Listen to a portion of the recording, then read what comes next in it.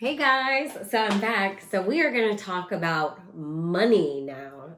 My next video will be about decision making, but something my intuition just said, let's just talk about money. Like, let's just get straight to it. Um, so I want to talk about your relationship with money, how you feel about money, and how you think about money. And there's three different income strategies that I want to go over with you. Um, so before we get to that, I want to talk about, so there's laws that govern the universe, and there's a law of compensation.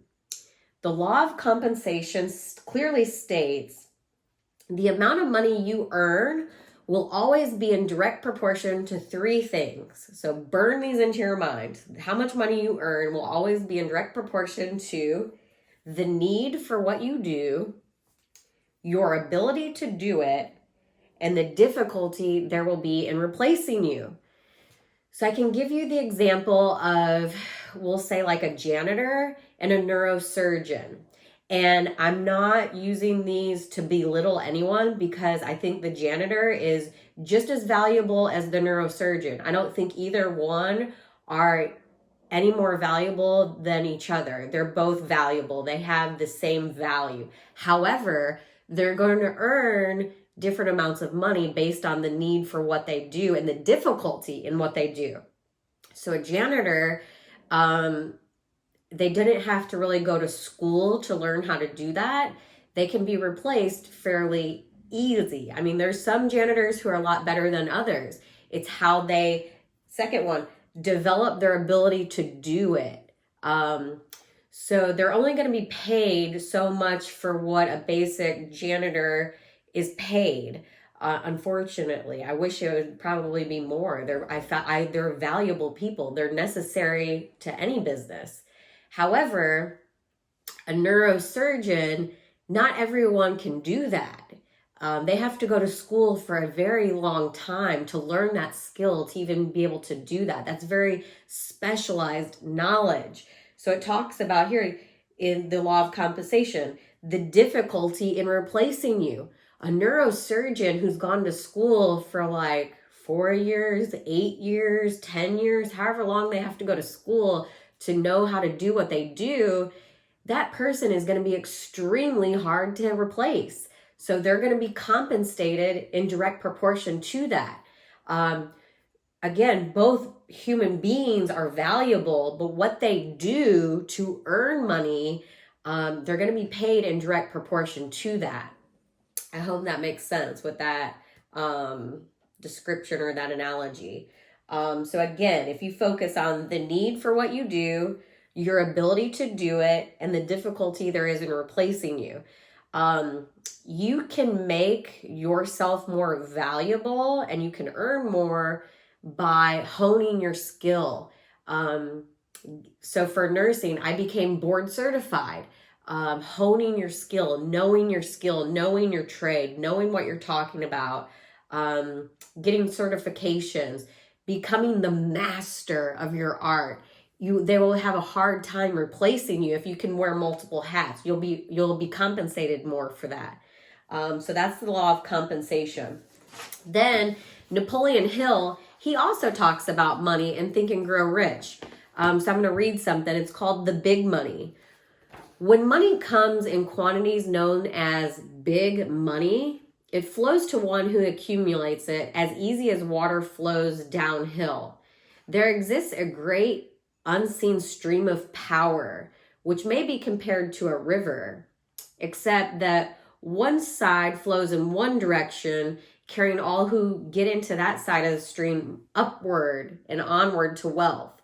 The other side flows in the opposite direction, carrying all who are unfortunate enough to get into it downward to misery and poverty. Then he goes on to say, every man who has accumulated a great fortune has recognized the existence of this stream of life. It consists of one's thinking process. The positive emotions of thought form the stream which carries one upward to fortune. So positive, you're going to go upward into fortune and money. The negative emotions form the side which carries one downward to poverty. So again, it all goes back to your thoughts and what you're thinking. And then he says, poverty and riches often change places. Poverty may and generally does voluntarily take the place of riches. When riches take the place of poverty, the change is usually brought through well-conceived and careful executed plans. Poverty needs no plans. It needs no one to aid it because it's bold and ruthless. Riches are shy and timid. They have to be attracted. So I thought that was so good. So now I'm going to get into the 3 income strategies. Again, this is all just stuff that I'm learning, that I've learned through the program, Think into Results, that I can share with you if you're interested in it. Everything I'm learning, I just want to share with you. So if any of this interests you, or if you find value in it, comment, like the post, tell me what you want to learn more about. But now we're going to go over the 3 income strategies. So there's MS1 or M1, M2, and M3. So we're going to start down here at the bottom where a majority of people are. This is probably where you are. This is kind of where I am as well right now. So I'll tell you what it is. So this is where 96% of the entire population is. This is where you're trading your time for money. 96% of the population do this.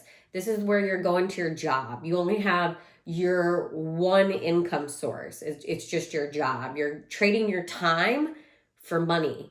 And you're basically saying that, however much you make an hour, that's what you're saying your time is valued at.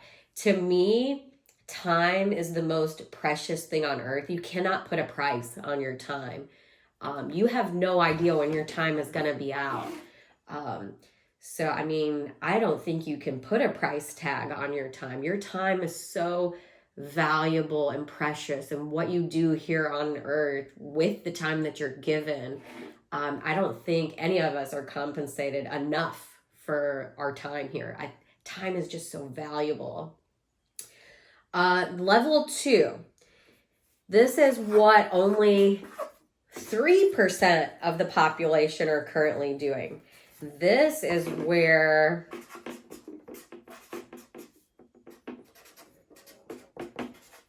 you make your money work for your money. You make money and you're investing. Your money makes you money.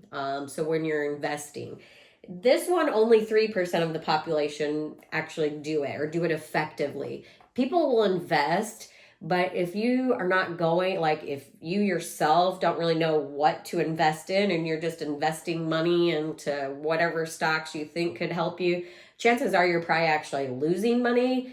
Only like about 3% of the population are doing this effectively and know what they're doing, or have their person in the office who knows exactly what they're doing and they're making you actually a lot of money.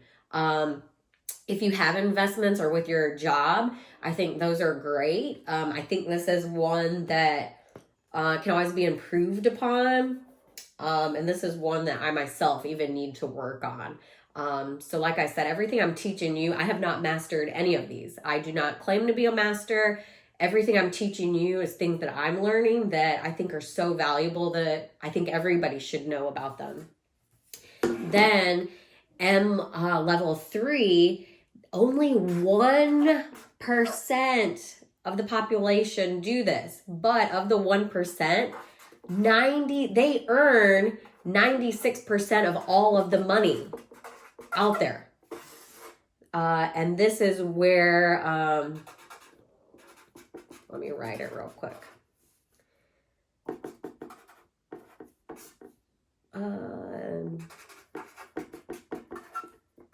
This is where, my writing's kind of crap or kind of scratchy, but you multiply your time by multiplying your multiple sources of income.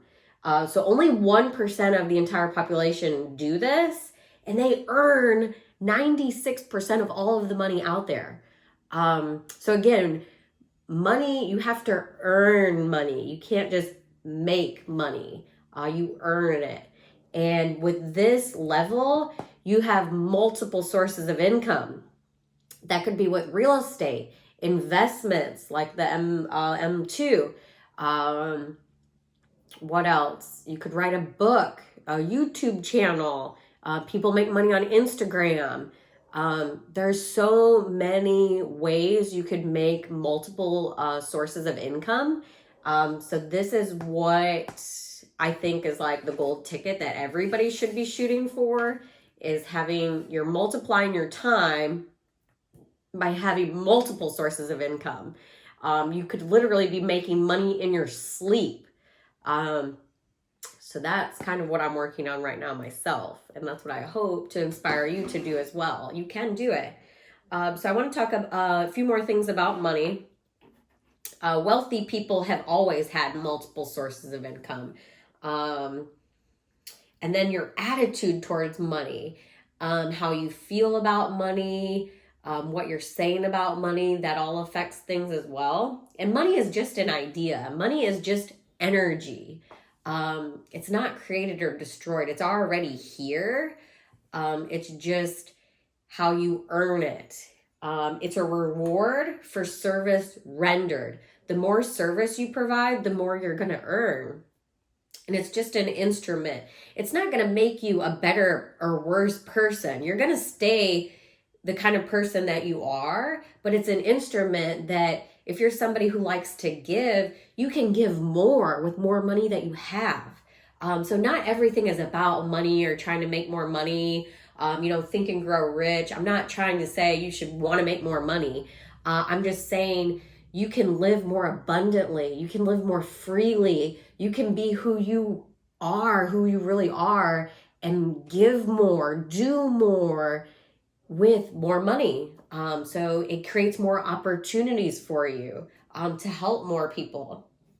So again, like I said, the more service you render, the more you will earn. And this is something, I'm trying to provide more service to you, more information, more value to help you. And then when it comes to, like I said, your thoughts and how you feel about money, it could be something as simple as when your bills come in the mail. How do you feel about it? And when you're writing those bills out, how do you feel? Do you feel like a knot in your stomach when you're writing your rent or your mortgage check? Or are you saying, thank you. Thank you for this service. Thank you for I have money in my account to even pay these bills. All of that is going to change how money's attracted to you, because even Napoleon Hill says riches are shy and timid. They have to be attracted. It's all about a flow of energy.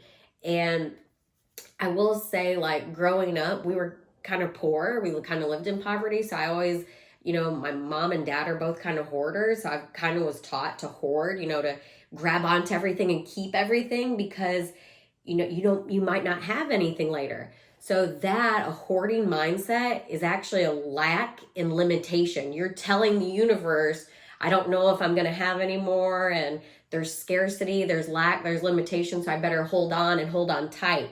So you're actually creating more of the same and bringing more poverty and lack and limitation to you, because it's all about attraction and vibration and your feeling and your energy. So if you flip that, and instead of grabbing on tight to money and, hoarding it and keeping it in your bank account, if you just let it flow, and, it's just energy, just let it flow, give it away, donate, do things that you want to do with your life, the more it'll come to you. You got to keep the flow going. So I hope you found some of that valuable. Like I said, everything I'm learning, I'm just going to be giving to you for free. I just want to provide free value to you and see that you can change things in your life. You can earn more money if that's what you want. I'm not saying that's what you have to do, but you can multiply your time with multiple sources of income. So I hope you enjoyed that. I hope you got something out of this. I hope you have a great and inspired day. There's great love here for you. With love and gratitude, Davina.